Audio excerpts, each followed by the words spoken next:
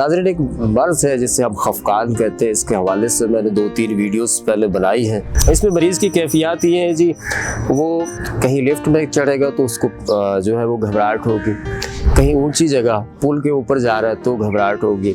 इसके अलावा जो उसकी कैफियत है वो ये है कि उसको सोशल एंजाइटी होती है। सोशल एंजाइटी यानी लोगों में मिलना जुलना, लोगों के साथ उठना बैठना बड़ा मुश्किल होता है। मरीज़ को ये ख्याल हो जी मेरे दिल की धड़कन तेज़ हो रही है, बासा औकात वो कार्डियो से होकर वापस आ जाए, एक दफ़ा नहीं 2-2 3-3 दफ़ा होकर वापस आने के बावजूद उसको ये तसल्ली ना हो कि मैं दिल का मरीज़ नहीं हूँ।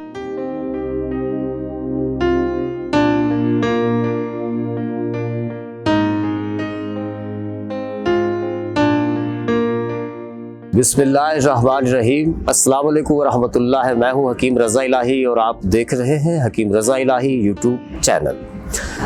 नाज़रीन, एक मर्ज़ है जिसे हम खफकान कहते हैं। इसके हवाले से मैंने 2-3 वीडियोस पहले बनाई हैं और जिनको काफ़ी पजीराई मिली, काफ़ी लोग उससे फैज़याब भी हुए।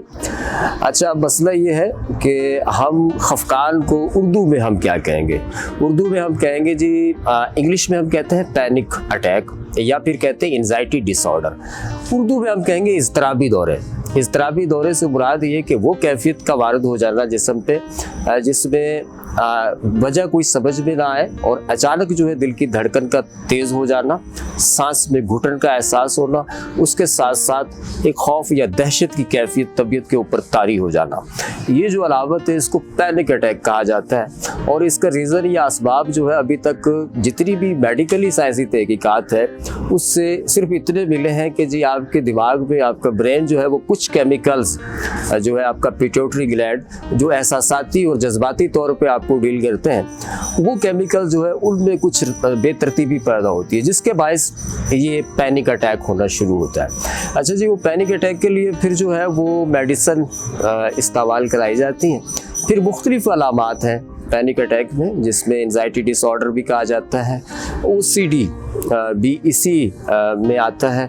और इसके अलावा आप यूँ कह लें कि घबराहट का एकदम से बेचैनी का तारी हो जाना तबीयत के ऊपर, ये सारे पैनिक अटैक में इस्तेमाल जो है ये लफ्ज़ पैनिक अटैक में हम इस्तेमाल कर सकते हैं। अच्छा जी, पैनिक अटैक की जो कैफियत है वो क्या होती है, इसमें मरीज़ की क्या कैफियत है?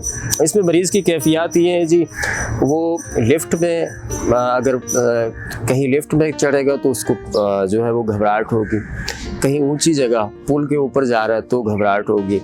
और दूसरा ये कि कहीं अंडर पास से वो सफ़र कर रहा है तो उसको टेंशन या डिप्रेशन की कैफियत या घबराहट की कैफियत होती है। एक तो ये तो नॉर्मली चीज़ें हैं। इसके अलावा जो उसकी कैफियत है वो ये है कि उसको सोशल एंजाइटी होती है। सोशल एंजाइटी यानी लोगों में मिलना जुलना, लोगों के साथ उठना बैठना बड़ा मुश्किल होता है। ख़ुसूसन किसी मरीज़ की मिजाज पुरसे के लिए हॉस्पिटल जाना हो, कहीं जाना हो या किसी के एक्सीडेंट की खबर सुन ली तो समझे इस पेशेंट के हाथ पाँव ठंडे हो गए। ठीक है, एक कैफियत ये होती है। अच्छा, दूसरी कैफियत ये है कि ये लोग मौत मैयत में तो जाने से बिल्कुल कतराते हैं। अगर वहाँ यानी वो सामना नहीं कर सकते उस चीज़ का। अगर किसी बीमार को देखते हैं तो वो खुद को महसूस करते हैं कि ये बीमारी कहीं मुझे ना हो जाए, मेरे अंदर कहीं इसी बीमारी के सिम्टम तो नहीं है। इसको हम कहते हैं, ये इन मरीज़ों की कैफियत है। इन मरीज़ों की इस कैफियत को हम कहते हैं खफकान। ठीक है, खफकान के 2 पार्ट 3 पार्ट पहले मैं बना चुका हूँ जो कि यूट्यूब चैनल पे मौजूद है। ये तीसरा और आखिरी पार्ट है। अभी इसके बाद मैं वजाहतें जो है वो मज़ीद नहीं कर सकता। बीमारी की हुयत और माहियत जो है वो मैंने आपको बता दी। इसमें H. पायलोरी का होना, दिल की धड़कन का तेज़ होना, सब कुछ होने के बावजूद अचानक डिप्रेशन या एंजाइटी की कैफियत का पैदा हो जाना, ऐसी एंजाइटी या ऐसी डिप्रेशन जिसके असबाब या वजूहात सामने ना आए। मरीज़ को ये ख्याल हो जी मेरे दिल की धड़कन तेज़ हो रही है, बासा औकात वो कार्डियो से होकर वापस आ जाए, एक दफ़ा नहीं 2-2 3-3 दफ़ा होकर वापस आने के बावजूद उसको ये तसल्ली ना हो कि मैं दिल का मरीज़ नहीं हूँ। ये सारी अलामात, इसके साथ साथ मैदे में गैस्ट्रिक की कैफियत, ये सारी कैफियतें जो हैं ये मैच करती हैं। इसको हम खफकान कहते हैं। ये खफकान के मर्ज़ की अलामात हैं। अब खफकान के मर्ज़ की अलामात, उसकी जो तशबीह है, उसकी जो शक्ल है, जो माहियत है मर्ज़ की, वो मैंने बता दी। इंग्लिश में आप उसे पैनिक अटैक कहें, एंजाइटी डिसऑर्डर कहें, कुछ भी कहें, लेकिन ये है कि एक चीज़ याद रखें, सेहतमंद दिमाग सेहतमंद सोच का हामिल होता है। आपकी दिमाग अगर सेहतमंद है तो अच्छा सोचेगा, अच्छी सेहत का हामिल होगा। तिब में इस्तेमाल होने वाली जितनी भी अद्वियात हैं या वो मुफर्रहात मुफर्रत हम उससे कहते हैं। मुफर्रा यानी वो चीज़ें जो तबीयत के अंदर फरहत पैदा करती हैं, उदासी को ख़त्म करती है। एक गमगीन गम की कैफियत या अफसरदगी की कैफियत या उदासी की या मायूसी की या एक डिप्रेशन की कैफियत जो जिसमें आप मुब्तला रहते हैं, उनको ख़त्म करती है। मुफर्रा अद्वियात में बहुत सारी चीज़ें, जिसमें खमीरा रेशम है, खमीरा गाउज़बान अम्बरी है, दवाल मस्क है, अपना शरबत अहमद शाह है। ये बहुत सारी चीज़ें हैं जो मार्केट में तिब्बे यूनानी के बहुत सारे ब्रांड बना के मार्केट में दे रहे हैं।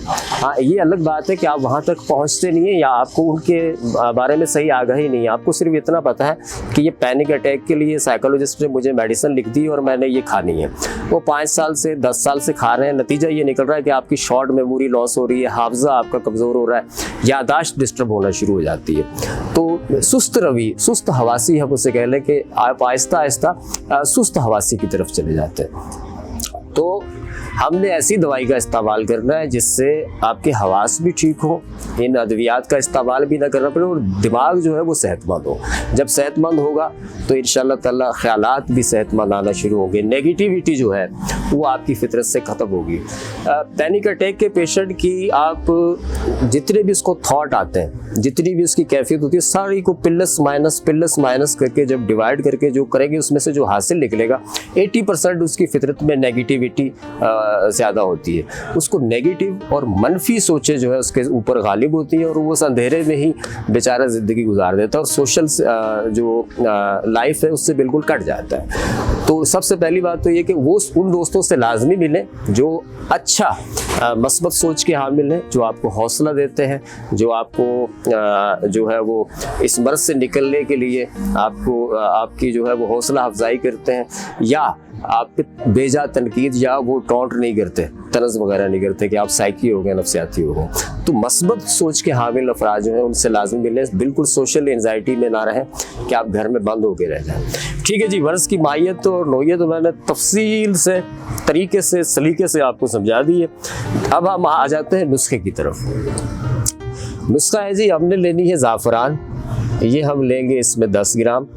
सुचे मोती होते और जिसको हम मरवारीद भी कहते हैं, इसका पाउडर हम ले लेंगे 10 ग्राम।